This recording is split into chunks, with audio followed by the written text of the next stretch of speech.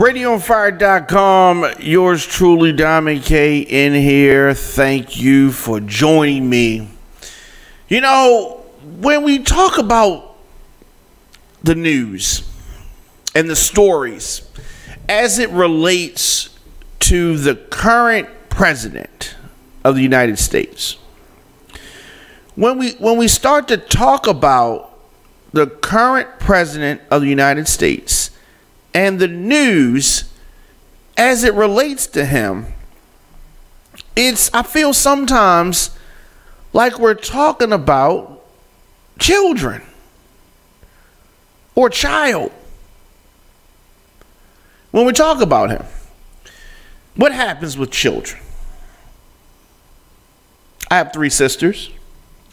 What happens with children when they bicker?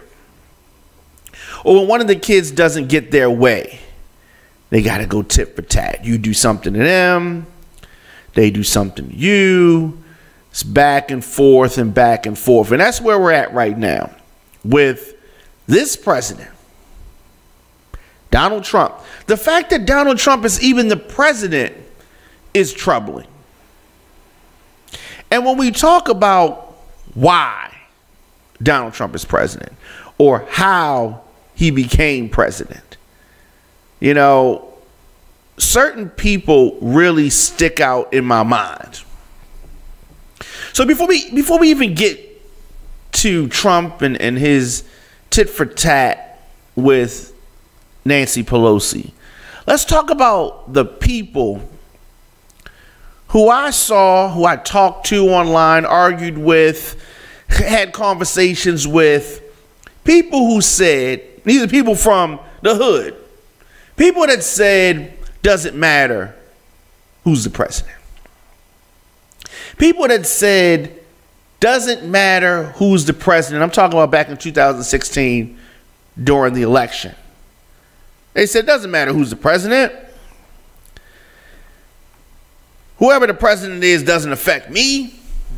We've even had people sit here in this studio and say those ignorant statements.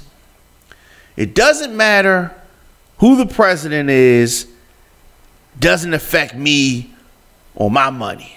That's what some people said. Ignorant people, foolish people. As we are day 27 of a government shutdown, a shutdown where TSA workers in airports aren't getting paid. Screening is not happening. You want to talk about national security, you want to talk about safety of the people in this country, yet you have a situation going on caused by this president that allows TSA workers to go unpaid and people to sneak things in. This is supposed to be your president that's so, you know, about security, border security and such, and fighting terrorism. Yet we're vulnerable in the airports. You have Secret Service workers and different government workers involved in security not getting paid. And this is caused by the person who's supposed to be about border security and safety for the country. So when the election of 2016 was going on, people were saying it does not matter who the president is, it's always going to be the same. No matter who the president is, I was getting money when Clinton was president, and I was getting money when Bush was president, and I'm going to still be getting money, don't matter who the president is. So some people checked out. Some people did not vote. Some people were not engaged in the process because they said it doesn't matter who the president is. So now that we have the shutdown, and you can call it a partial shutdown if you want, you have almost 1 million people affected directly. Now, But there's so many more people affected.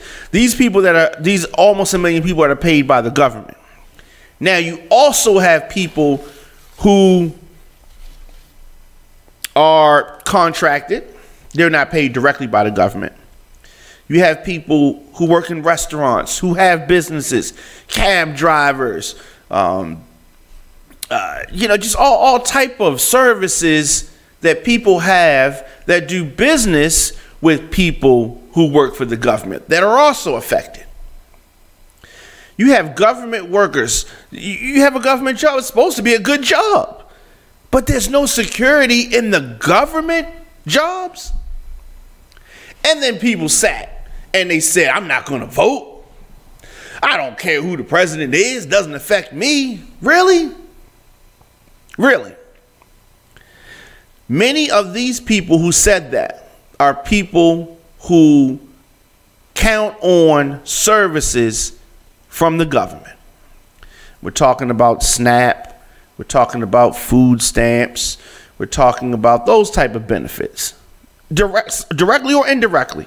Somebody in their family somewhere uses these benefits. But yet, it doesn't matter who the president is. It doesn't affect you. That's what people said. Ignorant people did not participate in the voting process because they felt they didn't need to be engaged in the process.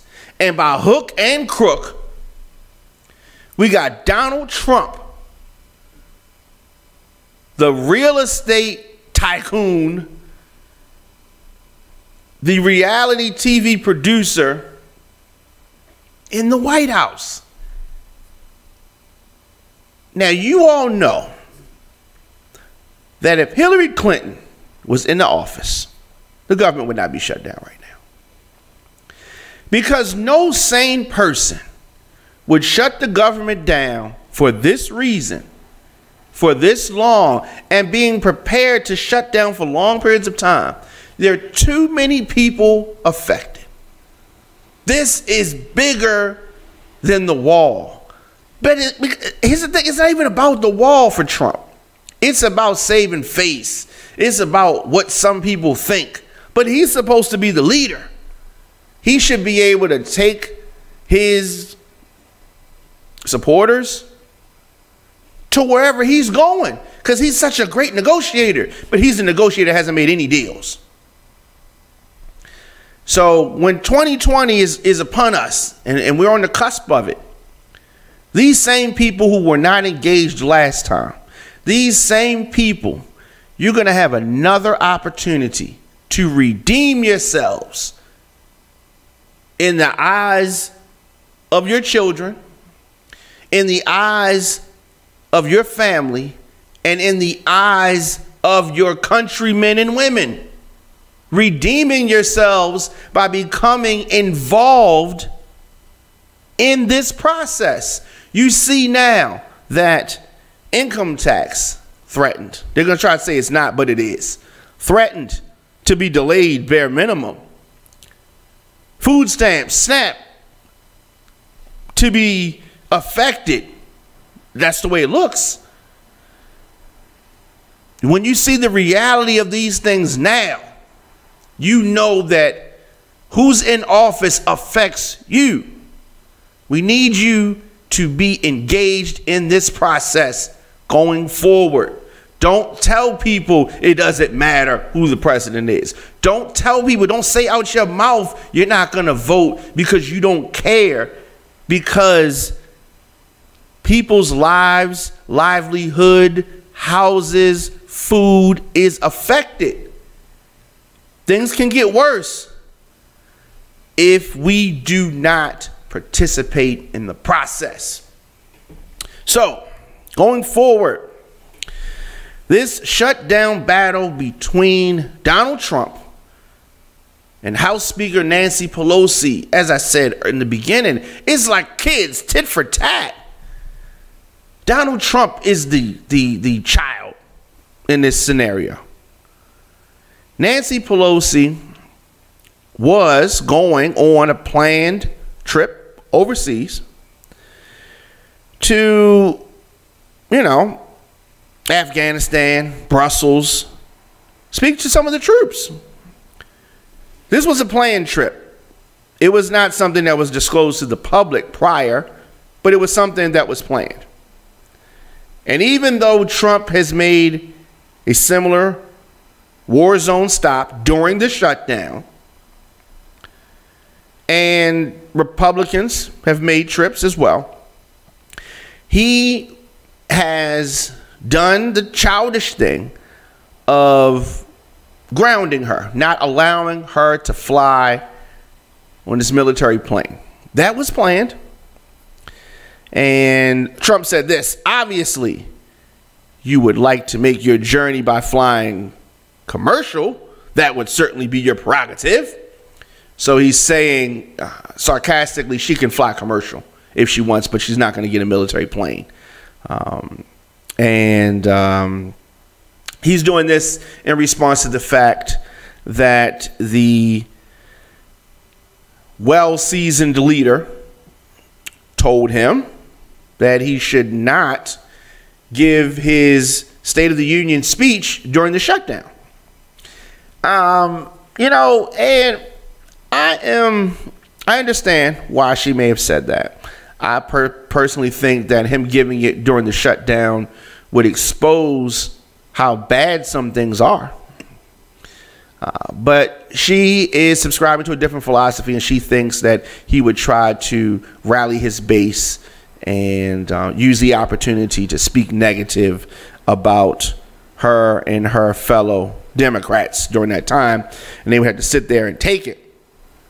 So he has denied her this military aircraft. A senior lawmaker, let alone the Speaker of the House, who is second in line to the White House, traveling to a combat region. This is very rare.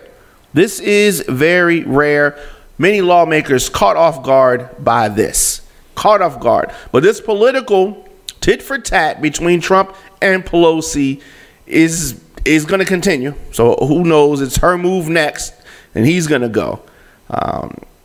But she just wanted to go, thank service members, and obtain briefings on national security and intelligence from those on the front line. That's what she wanted to do. And as I said, she noted, and we noted it earlier, Trump had traveled to Iraq during the shutdown and said that the Republican-led congressional trip has also taken place. So there you have it. Trump's move was the latest in his example of extraordinary willingness to tether U.S. government resources to his political needs. Now, he has publicly urged the Justice Department to investigate political opponents and threatened to cut disaster aid to Puerto Rico amid a spat with the island territory's leaders. This is what he does. People, you have to be engaged in the process. This president is giving you every reason why that is a must in today's climate, tomorrow's climate, every climate for the foreseeable future. Let me know your thoughts in the comment section. Instagram, Facebook, Twitter, at The Don McKay Show, at Radio on Fire.